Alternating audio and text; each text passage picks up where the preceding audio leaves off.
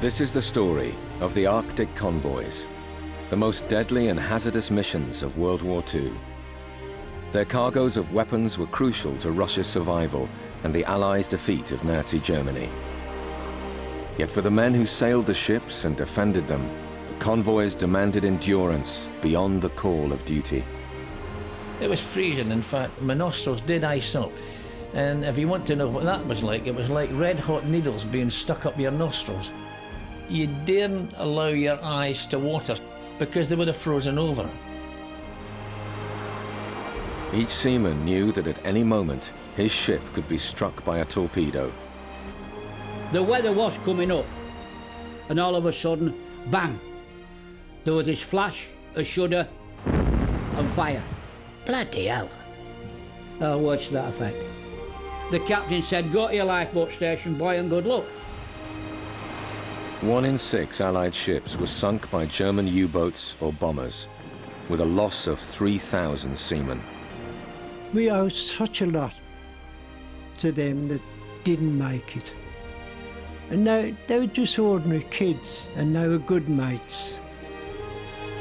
Despite their extraordinary bravery, the sailors and airmen who got the convoys through to Russia never received a campaign medal. This film is a tribute both to the men who died and to the survivors of the Arctic convoys.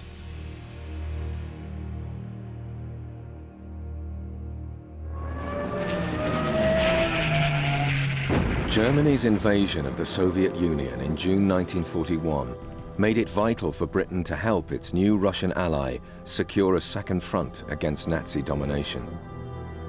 Over the next 4 years, 40 Arctic convoys carried 4 million tons of military aid to Soviet Russia.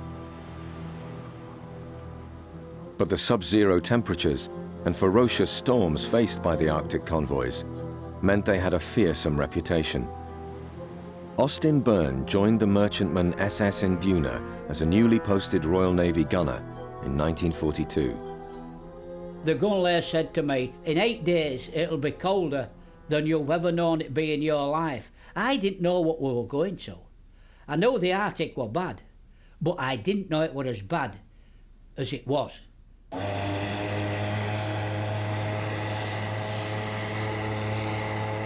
Many crews didn't know of their destination until they had boarded ship.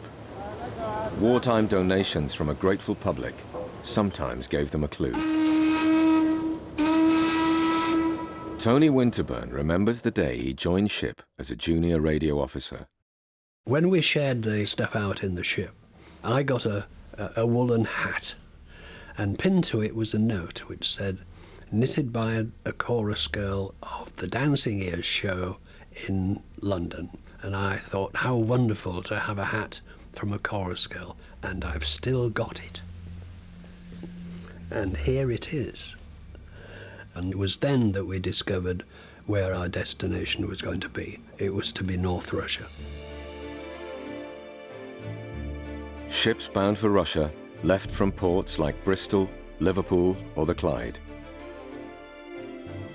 In wartime, many teenage seamen found themselves in positions of responsibility, like Jock Dempster at the wheel of an 8,000-ton oil tanker. A moment I'll never forget was the first time I went on that ship and I was put on watch and I was at the wheel. And I felt as proud as punch. And I mean, you can imagine a 16-year-old kid and you've got this ship and you're in control. The merchantman first sailed to Loch Ewe on the north coast of Scotland, the starting point for many of the Arctic convoys, before their 1,500-mile, 8-day voyage to Russia. Once assembled, the ships set sail with their cargoes of tanks, oil, and explosives to rendezvous with their Navy escort. We were always in the middle of the convoy because we were the potential high target for the Germans. They always go for the tankers first because of the load we were carrying. And from then on, you stuck to that position. It was a sheer necessity. You had to keep in formation. The officer in command of the merchantman was the Commodore. He led from the front, instructing the captains where to position their ships in evenly spaced rows behind him. Once in formation, the convoy could be spread across 5 square miles of sea, a comparatively safe haven from the ever-present threat of U-boats. But nonetheless, the Commodore plotted a zigzag course to Russia in a further attempt to avoid detection by the enemy. The convoy advances on what's called a broad front, perhaps 8 ships in a row, and maybe 4 ships in each column behind the 8 in the row. So we have a rectangle, and it's advancing long side forward. This is so that when the convoy is zigzagged, it's wheeled to left or to right. It's easier to do it if you're on a broad front than it is if you're all in a long row.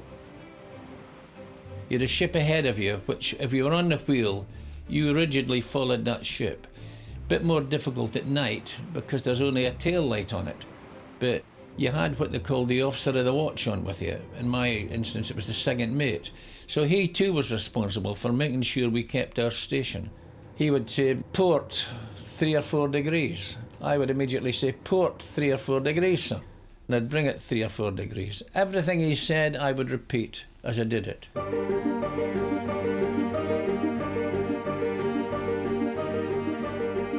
All Arctic convoys were protected from enemy attack by a Royal Navy escort that included cruisers, destroyers, and corvettes.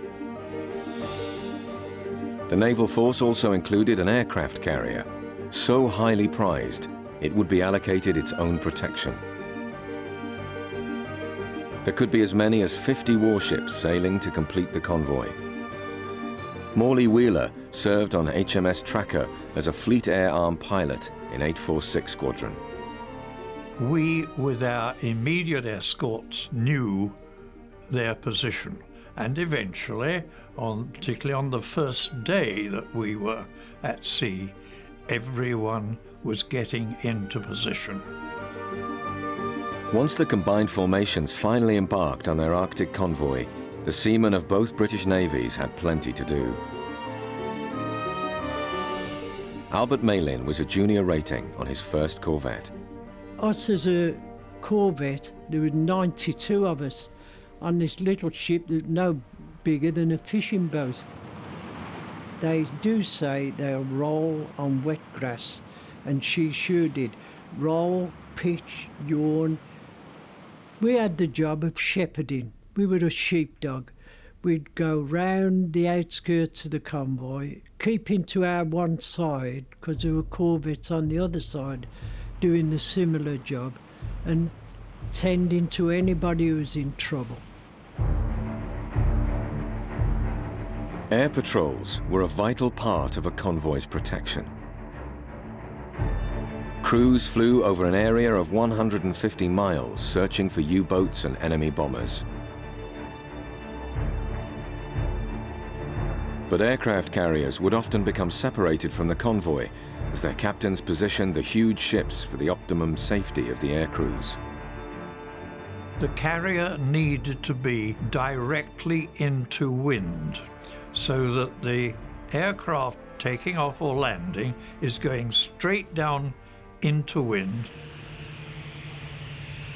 When we were required to ensure that the aircraft landed as quickly as possible, 1, 2, 3, 4, get them down, get them on the carrier, and that shortens the time that the carrier is away from the haven of the convoy.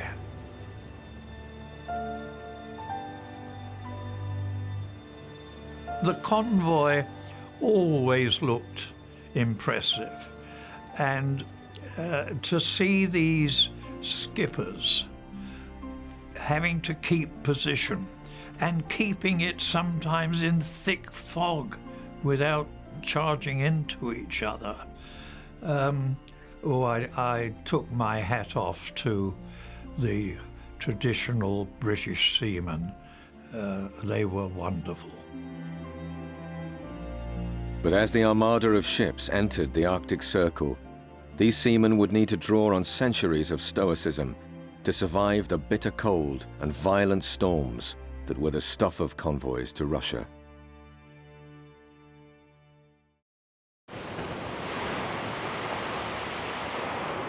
During World War II, heavily laden convoys en route for Russia could take several days to reach the Arctic Circle after leaving Britain. For safety, the ships had to keep together, so a convoy sailed at the speed of the slowest vessel, posing a dangerous challenge in bad weather. Arctic storms were unnerving for the most hardened seafarer, but for first-timers on the convoys, this was in at the deep end.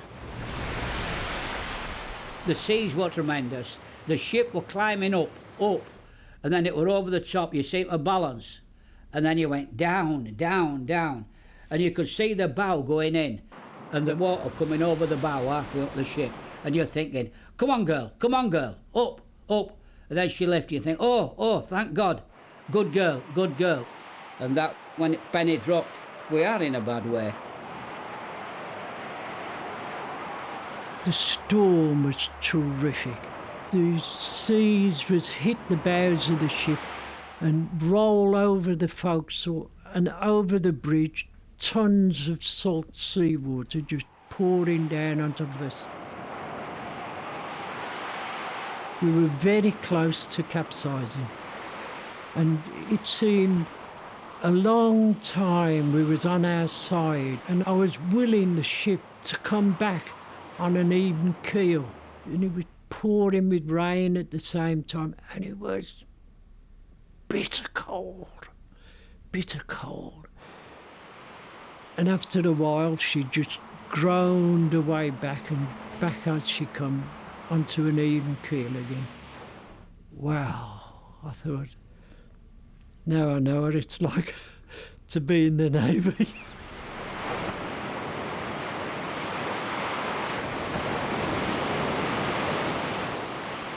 The most difficult time, without a doubt, was when the seas were high, because every time you went up and you came down, you'd change position even slightly, so right away you had to correct that. This is what you were doing all the time. You were correcting the movement of the ship and keeping it dead in line with that course you were on and the ship in front. That really made us work, because you really had to grab that wheel tight and keep control. It was all physical.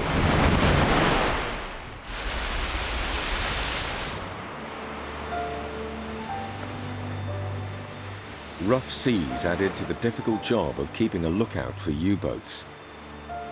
Periscopes were easily missed amongst the waves.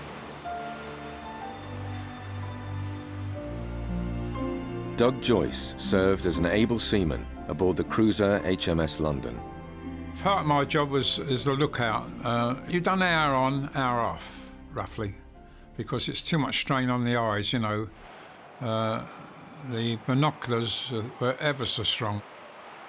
And the only trouble is when you're looking through binoculars and you're rolling, you sort of go down and come up and go down, you know, and it can't. But what you used to do, you used to sort of, as you're going down, just look up, because you're only going to look at the sea anyhow.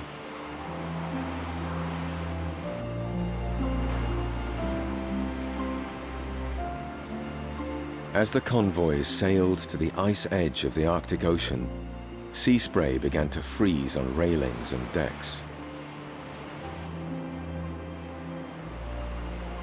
Their course gave them protection from the terror of Luftwaffe bombers, kept out of range with their land-based airfields, and U-boats unable to operate in such conditions. The extreme cold becalmed the sea as ice formed in the freezing water.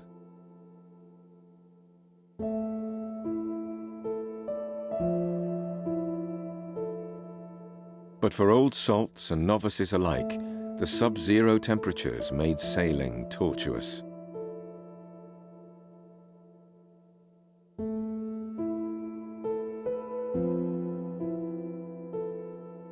Everywhere you were, you'd ice. It was quite eerie in a way.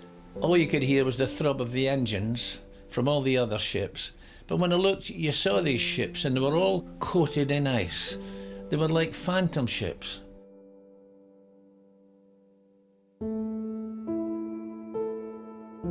You needed all your protective clothing on. We had what we called bulletproof drawers, which we used to wear, which were hand-knitted long johns. You had these on, you had helmets on, you had balaclavas on. One of the most painful things that I ever suffered was when I was on lookout and I didn't have my helmet on as secure as it should have been and everything, and my nose ran a wee bit, and the inside, what was inside my nose, froze up. So I finished up, it was like having half a dozen red hot needles inside your nose. It was agony. Your eyes, you had to watch because you daren't allow your eyes to water because they would have frozen over. So you kept them well wrapped up and you were really looking through slits.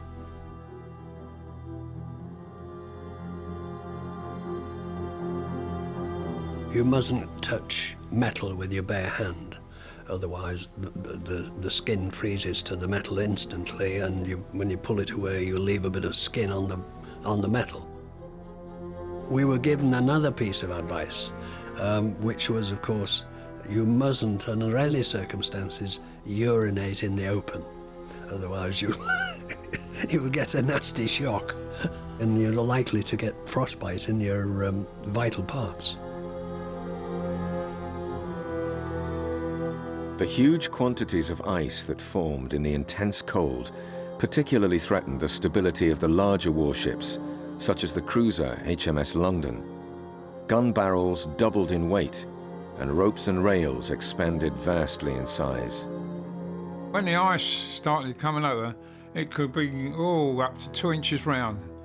And now you get that round a huge ship like ours, plus all the other ice that's on the guns and things like that. You've got to get rid of it because it makes you top heavy and you roll like heavy. And we used to have to go on the upper deck with hammers and bang the wire just to snap it off. And you had to hold tight because, with the ship moving, so you had hammer in one hand and you was holding on the guardrail with the other because you had your mittens on like your big gloves.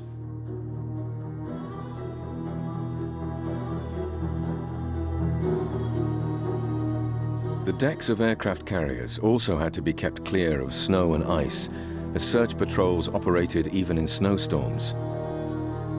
This is the deck of HMS Tracker being prepared for takeoff. Fleet Air Arm pilots did one of the most dangerous jobs of the war.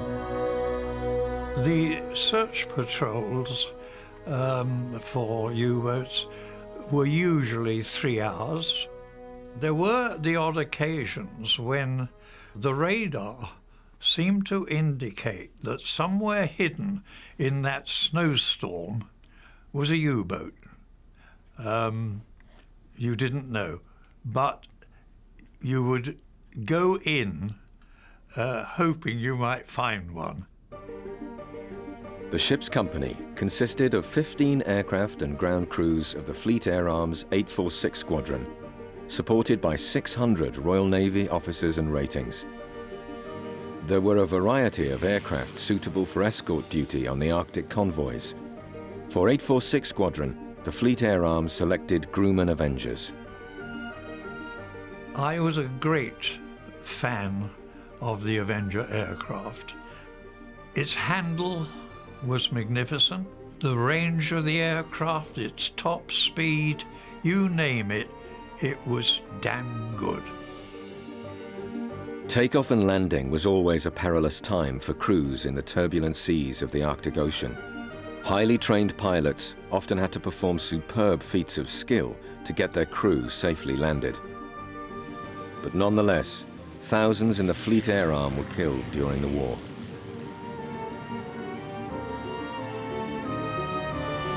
Landing was certainly the trickiest part of the flying. You would